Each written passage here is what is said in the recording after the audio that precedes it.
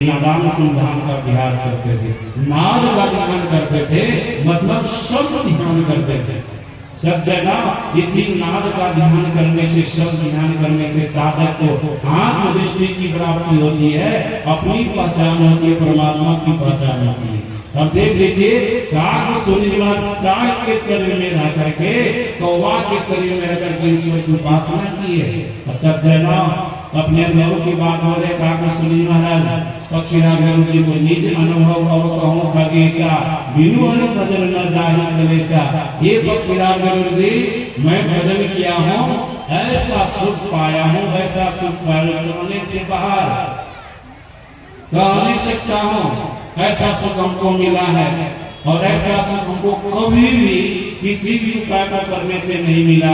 था क्यों सब करी कर्म दुसाई, सुखी न भय अभी की नाई। सारा कर्म करके मैंने थक गया, लेकिन अभी जो ईश्वर परमात्मा की भक्ति करने पर हमको सुख मिला, ऐसा सुख कभी हमको नहीं मिला। संसार के बड़े से बड़े पदों को मैंने पाया, ऊंचे से ऊंचे पद को मैंने पाया, लेकिन ऐसा सुख भक्ति करने पर जो हमको सुख की प्राप्ति हुई, ऐसा सुख कभी हमको नहीं मिला। इस सुख को पाते ही हमारे जीवन से सारा क्लेश चला गया, सारा दुख चला गया। सज्जन क्यों नहीं जाएगा? जो ईश्वर परमात्मा की भक्ति करते करते भक्ति को पूर्ण कर लेता है, उनको ईश्वर परमात्मा की प्राप्ति हो जाती है। और जिनको ईश्वर परमात्मा की प्राप्ति हो जाती है, उनके जीवन में रत्ती भर भी क्लेश नहीं रहता है, रत्ती भर भी दुख नहीं रहता है। जैसा कि नचिकेता को यमराज ने कहा था, और शरीरम शरीरेश्वर अवस्थित अवस्थितम महांतम व्योमात्मानं मत्वा धीरो न शोचति। यमराज का वचन है, वह ईश्वर परमात्मा सभी शरीरों में रह करके शरीर से रहित है, सभी अनित्य पदार्थों में रह करके सदा नित्य स्वरूप है। जो जीवात्मा ऐसे ईश्वर की उपासना करके उनको पा लेता है ना, वो सभी प्रकार के शोकों से मुक्त हो जाता है, सभी प्रकार के क्लेशों से मुक्त हो जाता है। काग सूर्य महाराज की ये अवस्था थी। सब जगह केवल काग सूर्य महाराज की नहीं, संसार में जितने संत हो गए ना, सबकी ऐसी अवस्था है। वो ईश्वर परमात्मा की भक्ति करके ईश्वर परमात्मा को पाया, सभी प्रकार के बंधनों से छूटा। सदगुरु महाराज की कृपा से प्राचीन काल के ऋषि मुनि लोग, संत लोग जिस तरह की साधना करके भक्ति करके ईश्वर परमात्मा तक की यात्रा किए, सभी प्रकार के दुखों से छूटे, सभी प्रकार के क्लेशों से छूटे, शाश्वत और सनातन सुख को पाए, वही भक्ति की युक्ति हम आपको भी मिली है। सज्जन, हम आपको भी मानस जप बतलाया जाता है, मानव ध्यान बतलाया जाता है, दृष्टि साधन बतलाया जाता है, नाद साधन बतलाया जाता है।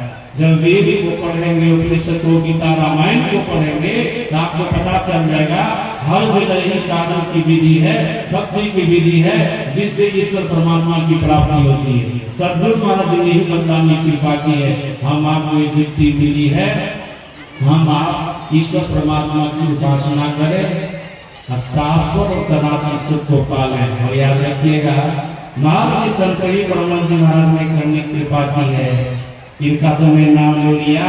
संसार के सारे महापुरुषों का कहना है, सदाचार से धीर मानव कभी ईश्वर परमात्मा की भक्ति नहीं कर सकता है। भक्ति पथ पर एक डेग भी आगे नहीं बढ़ सकता है। जो ईश्वर परमात्मा की भक्ति करना चाहते हैं, करके ईश्वर परमात्मा को पाना चाहते हैं, सभी प्रकार के दुखों से छूटना चाहते हैं, ऐसे आदमी को सदाचार का पालन करना अति आवश्यक है।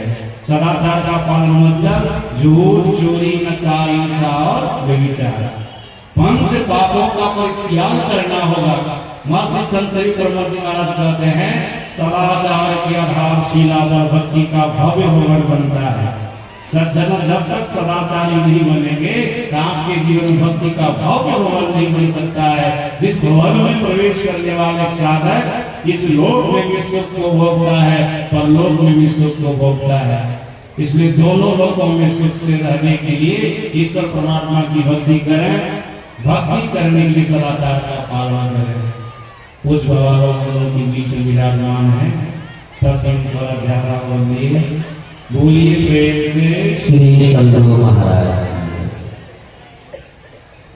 द्विदिवसीय संत सत्संग का दूसरा दिन का अंतिम पानी है और यहाँ के जो व्यवस्थापन है, कमेटी बने हैं, उनकी ओर से उस स्वागत के लिए बाबा को स्वागत करेंगे। माल्या अर्पण की बारी है, माला लेकर स्वागत करेंगे। तो सर्वप्रथम हमारे बीच भुवनेश्वर